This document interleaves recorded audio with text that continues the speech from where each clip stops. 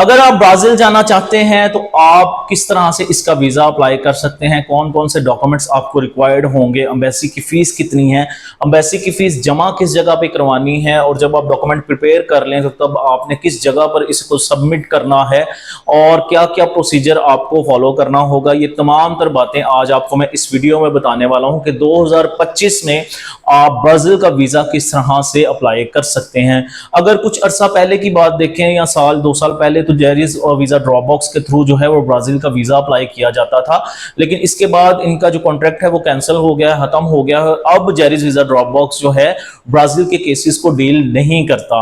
अब अगर आप ब्राज़ील का वीज़ा हासिल करना चाहते हैं तो डायरेक्ट एम्बेसी में ही आपको केस सबमिट करना पड़ेगा। किस तरह से करेंगे आगे जाके मैं आपको वीडियो में बताऊंगा, लेकिन अभी मैं आपको इसकी डॉक्यूमेंट्स बता देता हूं जो कि आपको रिक्वायर्ड होंगे अपना वीज़ा अप्लाई करने के लिए। अगर आप टूरिस्ट वीज़ा अप्लाई करना चाहते हैं तो इसके लिए जो एडिशनल डॉक्यूमेंट चाहिए होंगे वो आपकी एफआरसी चाहिए होगी और पुलिस क्लियरेंस सर्टिफिकेट चाहिए होगा, और सेकेंडली अगर आप मैरिड हैं तो आपको मैरिज सर्टिफिकेट भी चाहिए होगा। ये तीनों डॉक्यूमेंट आपने मूफा से अटेस्ट करवाने हैं। अगर आप टीसीएस या किसी भी कोरियर सर्विस के पास जाएं तो वो भी आपके बिहाफ पे इन तीनों डॉक्यूमेंट्स को अटेस्ट करवा कर देख सकते हैं, या अगर आप खुद करवाना चाहें तो आप खुद भी करवा सकते हैं, गुजरांवाला से भी करवा सकते हैं, आप लाहौर से भी करवा सकते हैं, आप इस्लामाबाद से भी इन तीनों डॉक्यूमेंट्स को मूफा से अटेस्ट करवा सकते हैं। इसके अलावा आपकी 6 माह पुरानी बैंक स्टेटमेंट चाहिए होगी, पासपोर्ट, ओरिजिनल आईडी कार्ड की कॉपीज, तस्वीर, FRC, NTN, tax return, chamber का सर्टिफिकेट, और इसके अलावा अगर आप प्रॉपर्टी के डॉक्यूमेंट लगाना चाहें तो वो भी आप साथ में लगा सकते हैं। सेकेंडली, अगर आप बिजनेस वीजा अप्लाई करना चाहते हैं तो वहां से आपको बिजनेस इनविटेशन रिक्वायर्ड होगा किसी भी ऑर्गेनाइजेशन से, या किसी भी ऑर्गेनाइजेशन के जो मेंबर है, किसी कंपनी का मेंबर है, वहां से आपको बिजनेस इनविटेशन रिक्वायर्ड होगा जो कि 2 लैंग्वेज में होना चाहिए, एक उनकी पुर्तगीज लैंग्वेज में और एक इंग्लिश लैंग्वेज में होना चाहिए, और वो भी अटेस्ट होना चाहिए अगर आप बिजनेस वीजा पर जाते हैं। अदरवाइज अगर आप टूरिस्ट वीजा पर जाना चाहते हैं तो टूरिस्ट वीजा के लिए एज सच इसकी जरूरत नहीं पड़ती, इनविटेशन की होटल बुकिंग पर ही आप इसका वीजा अप्लाई कर सकते हैं। इसके बाद इसकी फीस जो है वो एचबीएल बैंक में जमा होती है। इसका जो अकाउंट है वो आप हमसे ले सकते हैं, और अकाउंट नंबर जब हम आपको देंगे तो आप डायरेक्ट कॉन्सुलेट के अकाउंट में एचबीएल में जाकर इसकी फीस जो है ब्राजील कॉन्सुलेट के अकाउंट में जमा करवाएंगे, जो कि $80 है, और फीस आपको डॉलर्स में ही जमा करवानी होती है। पाकिस्तानी रुपीज में आप फीस सबमिट नहीं करवा सकते। कोशिश करें कि आपके पास $85 होने चाहिए। बाज़ औक़ात बैंक जो है वो सर्विस चार्जेस भी अपने डिडक्ट करता है, इसलिए मैं सजेस्ट करता हूँ आपके पास एटलीस्ट $85 होने चाहिए। $80 एम्बेसी की फीस है, और might be possible HPL bank जो है वो आपको $5 जो है वो चार्ज करे।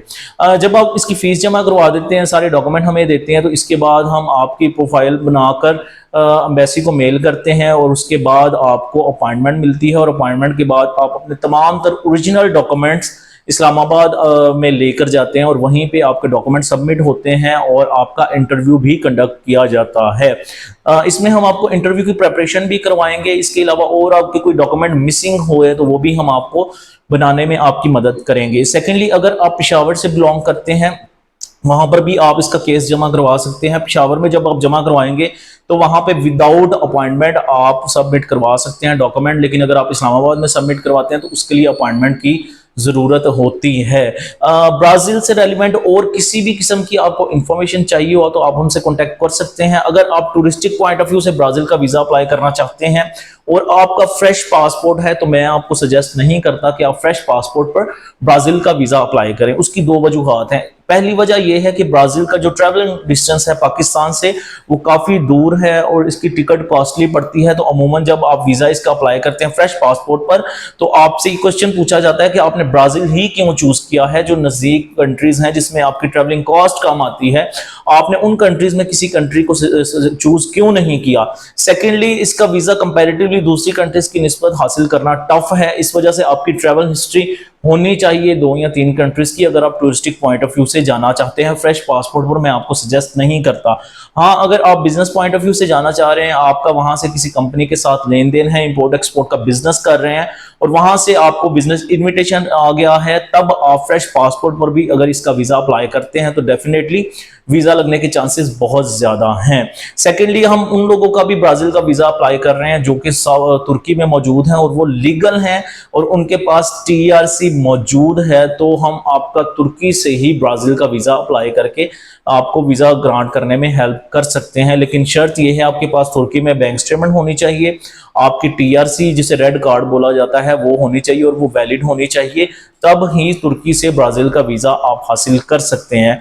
आल्दो आप तुर्की में मौजूद हैं या आप पाकिस्तान में मौजूद हैं या आप और किसी सिटी में मौजूद है और हमसे सर्विसेज लेना चाहते हैं, तो हम आपको व्हाट्सएप पे भी सर्विसेज दे सकते हैं, ऑनलाइन भी आपको सर्विसेज दे सकते हैं। और अगर आप पाकिस्तान में मौजूद हैं तब भी ऑनलाइन भी सर्विसेज दी जा सकती है और आप हमारा ऑफिस भी 9 से 5 बजे तक विजिट कर सकते हैं, मंडे टू सैटरडे। अगर वीडियो अच्छी लगी हो, वीडियो को लाइक करें, शेयर करें, चैनल को सब्सक्राइब करें और बेल आइकन दबाना मत भूलें ताकि तमाम तर जो नए आने वाली नोटिफिकेशंस हैं, वीडियोस हैं, वो टाइमली आप तक पहुंच सके। खुदा हाफिज।